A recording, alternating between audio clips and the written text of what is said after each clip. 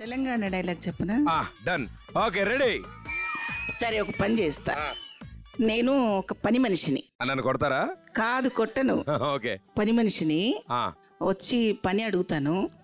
జీతము ఏమేం చేస్తావు ఏమిటి అని అడగాలి నువ్వు. ఓకే.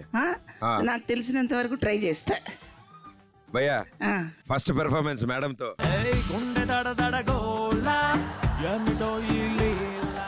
చాలా రోజుల నుంచి ఎవరైనా పని చేయడానికి వస్తారేమో అని ఎదురు చూస్తున్నాను నేను. ఎవరైనా వస్తే బాగుండు చక్కగా.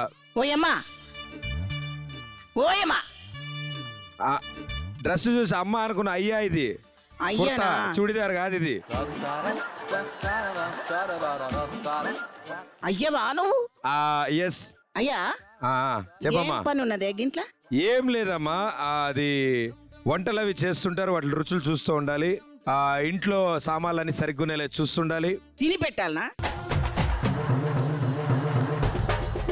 సరే నువ్వు తిన్నాక మిగిలిన మేము తింటుంటాం, లేదు వేరే విషయం. ఆ ఇంట్లో సామాన్లు పోకుండా చూసుకోవాలి. మా ఆవిడ ఎప్పుడైనా నన్ను కొడుతుంటే ఆపుతుండాలి. గట్లనా? కొద్దిగా గట్టి కొడుతుంది మధ్యన. గట్ల చేస్తే చెప్పు, తోడ్కలు తీస్తా. తోడ్కలు అంటే ఏమవి ఎక్కడుంటాయి? తోడ్కలు అంటే తొక్కలు. తొక్కలు. ఓ యు మీన్ తొక్క. ఓ స్కిన్. తోడ్కలు అంటే కూడా తెలియదు, అందుకే ఆ అమ్మ నిన్ను తంతున్నది. ఈసారి చూడు తోడ్కలు తోడతా. అమ్మా ఇంకేం చేస్తావు నువ్వు? ఏమేమి పనులు చేయగలవు? అసలు ఏం పని చెప్పినవై? ఓహో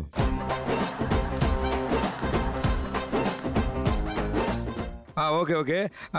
చెప్పినావు మంచి తినాలి. ఫస్ట్ మంచిగా తినాలి. మంచిగా తినాలి. ఏమేం పెడతావు? ఓడ్లు. ఏంది ఓడ్లు? ఓడ్లు. నన్ను చూసినవా? ఎంత తింటానో తెలిసినా నీకు? ఇంకా ఇన్ఫర్మేషన్ అందలే. 5 కేజీలు బియ్యం తింటా.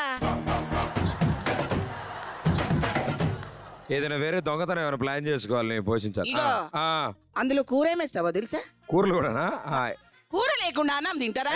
ఎవరు తింటారా? కూర ఉండదా? పిచ్చా మీకేమన్నా? ఏం కూర కావాలి? మంచి మటన్ ఎప్పుడు కావాలా? చేపల పులుసు కావాలా? అబ్బా. కోడి ఇగురు కావాలా? ఓహో. నీతో పాటు గిస్తే కాస్త మందు కూడా కావాలా? ఎవడో హోటల్ అనుకుందారా? బయట బోర్డు ఏమైనా ఉందా?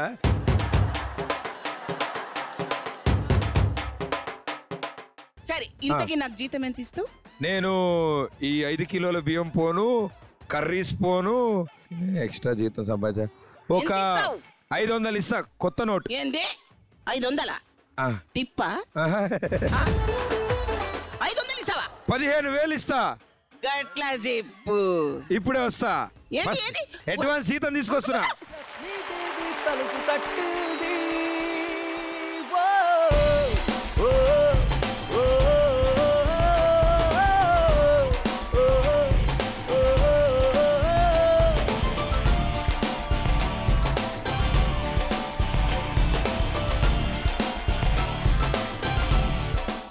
ఎలాగైనా సరే ఇది నేను ఖచ్చితంగా సాధిస్తానని అదే టార్గెట్ పెట్టుకున్నాను సార్. ఇప్పుడు మీరు హెల్ప్ చేస్తే నేను ఖచ్చితంగా అవుతాను సార్, అందులో ఎలాంటి డౌట్లు లేవు సార్. ఎవరికి ఎవరినైనా కలవడం కానీ ఎవరైనా సహాయం అడగడం కానీ జరిగిందా? మా తండకు మండలం కొంచెం 7 కిలోమీటర్ ఉంటుంది సార్. అక్కడ ఒకరోజు సిఐ ఒక మీటింగ్ పెట్టారు సార్. అక్కడైతే ఎవరు మమ్మల్ని రానిస్తలేదు సార్. అయితే సిఐ గారు వచ్చారు, వాళ్ళ పోయి ముగ్గురం పోయి వాళ్ళ కాళ్ళ మీద పడినాను సార్. ఎంతో కొంత హెల్ప్ చేశారు సార్ వాళ్ళు, అంతే సార్. మిగతా టైంలో అంతా నేను అడుకోవాల్సిందే sir.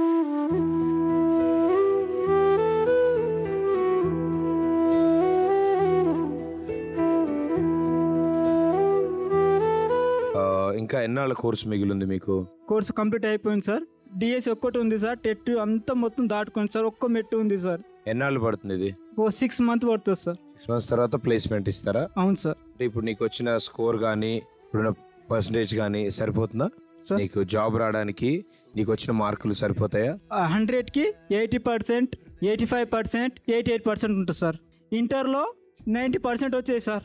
Favourite subject maths sir. అందులో 70/75 అవుట్ ఆఫ్ సార్.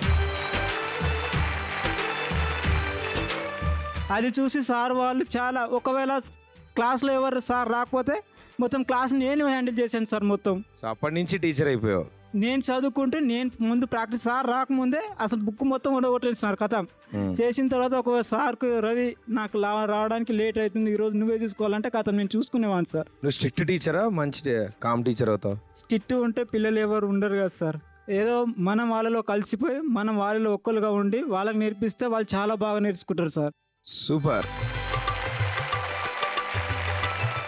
నచ్చిన జాబ్ చేయడానికి, నీ మనసుకు నచ్చిన జాబ్ చేయడానికి నువ్వు ప్రయాణం మొదలు పెట్టావు అండ్ దానికోసం కష్టాలని దాటుకుని ముందుకెళ్తున్నావు.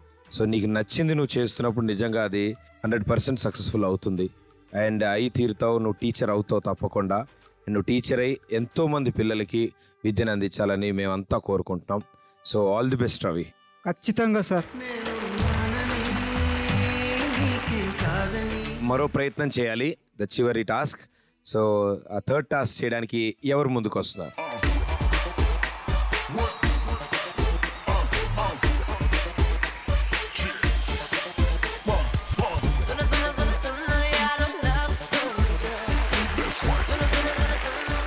సో మీరిద్దరూ చేసే ఈ సపోర్ట్ నిజంగా తనకి టీచర్ అవ్వడానికి అండ్ అలాగే ఆ ఫ్యామిలీని తను చూసుకునే విధంగా ఉపయోగపడాలి. So all the best and good luck. చివరి ప్రయత్నం చేయడానికి మీ ఇద్దరు ముందుకు వచ్చారు అండ్ చాలా సింపుల్. మీరు ఇటు సైడ్ నుంచి నడవడం మొదలు పెడతారు, మీరు ఇటు సైడ్ నుంచి నడవడం మొదలు పెడతారు. ఇచ్చిన 2 చేతులతో ఎత్తి పట్టుకుంటారు. మీరు ఇటు సైడ్ నుంచి షిఫ్ట్ అవుతూ ఇక్కడ దాకా రావాలి అండ్ మీరు ఇక్కడ నుంచి షిఫ్ట్ అవుతూ ఇటు రావాలి. ఇద్దరు ఎట్ ఏ టైం ఆడతారు. రైట్? పొజిషన్స్.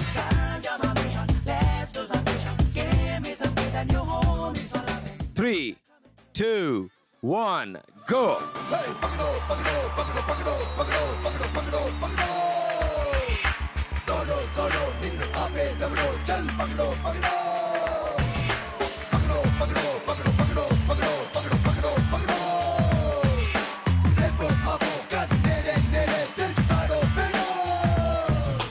ముసుగున దాగి ఉన్నదెవడో అరుగున దూకి వాణ్ణి పక్కడో దిగరికటోనో ఫ్యాబ్రికేట్స్తోనో ఆస్కులన్నీ లాగేయడో నలుగురిలోన నువ్వు ఒకడో లేక నువ్వు కోటి మంది కొక్కడో గొడ చాటు షాడో మిస్టరీ కొపాడో లెక్కలన్నీ తెచ్చాడో ఏ విక్రమార్క సోదర్రా వీరబట్టు పట్టరా ఆకు బొట్టు దాటరా ఏ రిస్కో గిస్కో ఉస్కో పకడో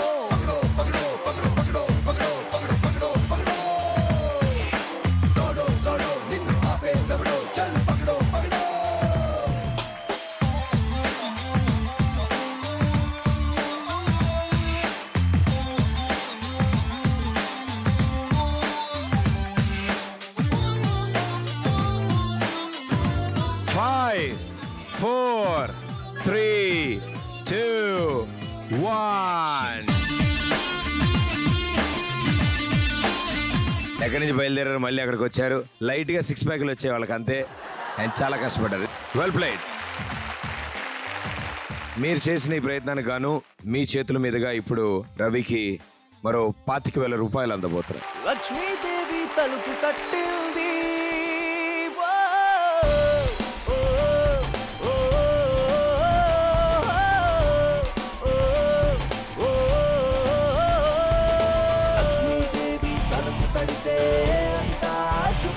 గుడివాడకి చెందిన వెంకటేశ్వరమ్మ పెళ్ళైన 3 ఏళ్లకే భర్త అనారోగ్య పాలవడంతో కష్టాలు మొదలయ్యాయి.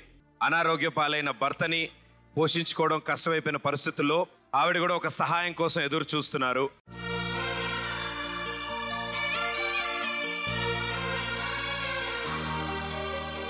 కన్నీళ్ళకే కన్నీరొచ్చే కష్టాలకే కష్టం వేసే కన్నాయిలా నిన్నే చూడగా. నాకు పెళ్ళైన 10 సంవత్సరాలకి నా భర్తకి ఇంగ్లీష్ మందులు వాడతామన్నాగా ఎవరో నాటు మందులు వాడండి అమ్మ తగ్గుద్దన్నారమ్మ. అంటే ఆ నాటు మందులకు వెళ్తే కాళ్ళు చేయ చచ్చుబడిపోయింది.